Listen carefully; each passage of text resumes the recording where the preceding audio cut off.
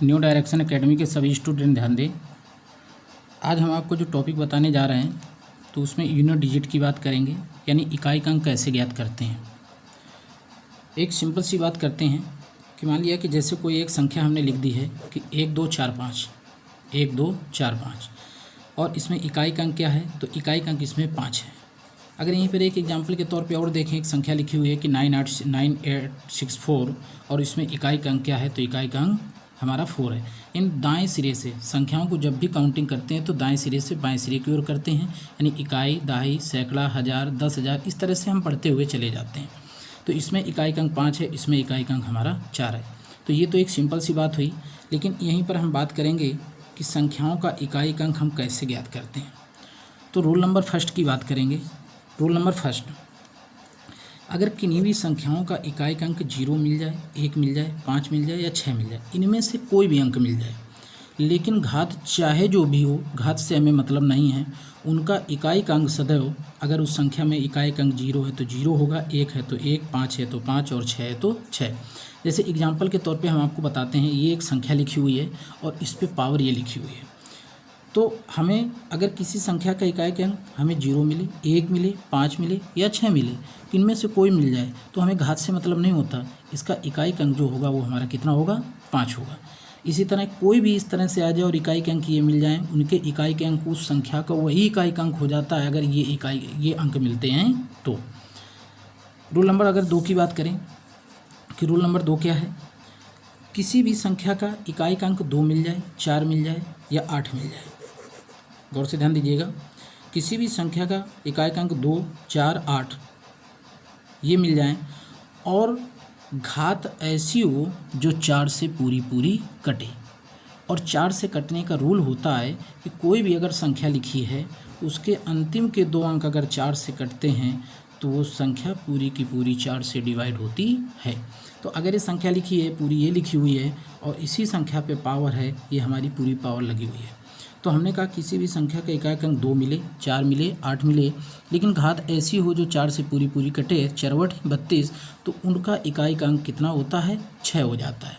अगर इकाई का अंक हमें 2 मिलता है या 4 मिलता है या 8 मिलता है, लेकिन घात ऐसी मिल जाती है जो 4 से पूरी कटती है, तो उसका इकाई का अंक सदैव 6 होता है। तो यानी 4 से कटने का नियम होता है, किसी भी संख्या के अंतिम के 2 अंक अगर 4 से कटते हैं तो संख्या पूरी की पूरी 4 से डिवाइड होती है।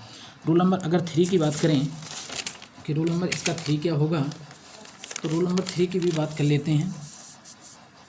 जैसे मान लो किसी भी संख्या का इकाई का अंक अगर हमें 3 मिलता है, 7 मिलता है या 9 मिलता है, किसी भी संख्या का इकाई का अंक 3 मिले, 7 मिले या 9 मिले, लेकिन घात ऐसी हो जो 4 से पूरी कटे, तो उस संख्या का इकाई का अंक सदैव 1 होता है।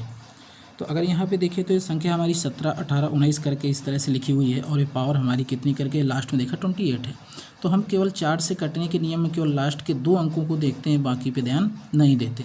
तो 4 7 28, अगर ये हमारा 4 से पूरा डिवाइड हो रहा है और हमने कहा इकाई का अंक 3 मिले, 7 मिले या 9 मिले, तो इकाई का अंक सदैव 9 1 होता है। तो यहाँ इकाई का अंक देखें तो 9 है, तो सॉरी इस संख्या का इकाई का अंक 9 है, लेकिन अगर 4 से डिवाइड होती है तो इसका इकाई का अंक कितना होगा, 1 होगा। तो 9 की जगह चाहे 3 मिले, 7 मिले या 9 मिले, इकाई का अंक 1 होगा। कब, जब संख्या 4 से पूरी डिवाइड होगी।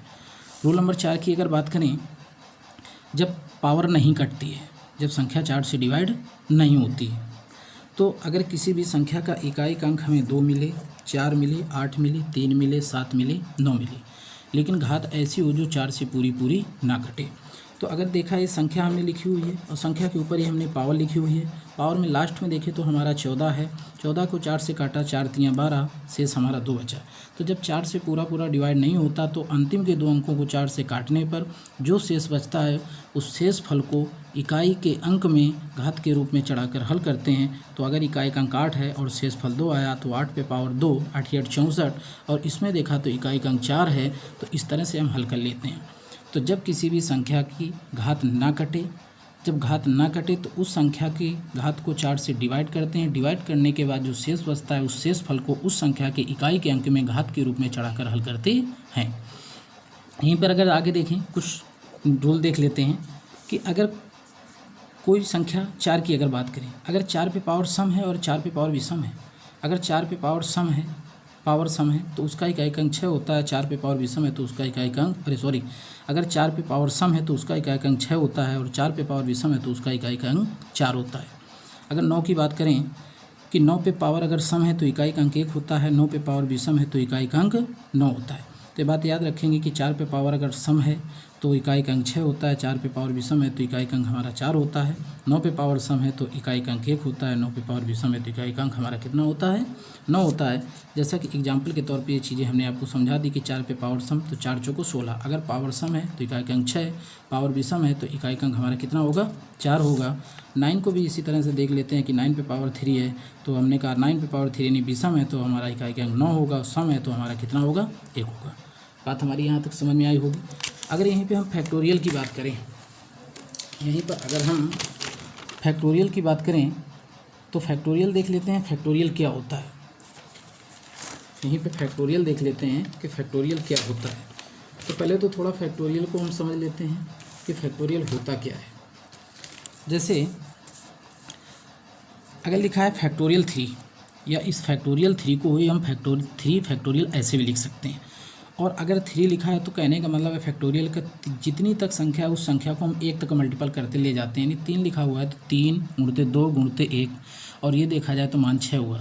अगर हम फैक्टोरियल 4 की बात करें या फैक्टोरियल 4 या इसी को इस रूप में भी लिखा जाता है, कभी गलती से 41 मत समझ जाना या सोचो कि उस संख्या के बाद 1 लगा हुआ है। तो फैक्टोरियल 4 है तो 4 × 3 × 2 × 1 अगर इसको देखेंगे तो ये हमारा 24 होगा।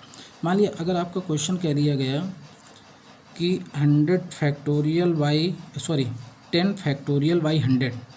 यानी फैक्टोरियल 10/100 में इकाई का अंक क्या होगा। तो हमने कहा जैसे इनको बताया कि ये फैक्टोरियल किस तरह टूटते हैं तो फैक्टोरियल 10 को भी तोड़ेंगे तो चाहे 10 से 1 चले जाओ या 1 से 10 चले जाओ तो 1 × 2 × 3 ... × 10 और बाई हमारा कितना होगा 100। 10 से काटेंगे तो 10 दें हम 100, यहाँ हमारा 10 बचा। अब इससे अगर देखें तो 5 दूनी 10 और 2 से हमारा 2 कटा। अब जो संख्या हमारी शेष बचती हैं, हमारी 1 बची, 3 बची, 4 बची, 6 बची, 7 बची और हमारी 9 रही। तो अगर इन संख्याओं को हम आपस में गुणा करा लें तो 1 त्रिका 3, 3 चौको 12, इकाई अंक हमारा 2 हुआ, 6 दूनी 12, इकाई अंक 2 हुआ, 2 सत्ते 14, इकाई अंक हमारा 4 हुआ, 8 चौको 32, इकाई अंक 2 हुआ और 9 दूनी 18। तो 18 में देखें तो इकाई अंक जो होगा हमारा कितना होगा 8 होगा। तो अगर इस क्वेश्चन की बात करें तो कि अगर कह दे क्वेश्चन कि फैक्टोरियल 10/100 में इकाई अंक क्या होगा तो जो इकाई अंक होगा वो इकाई अंक होगा 8। ओके।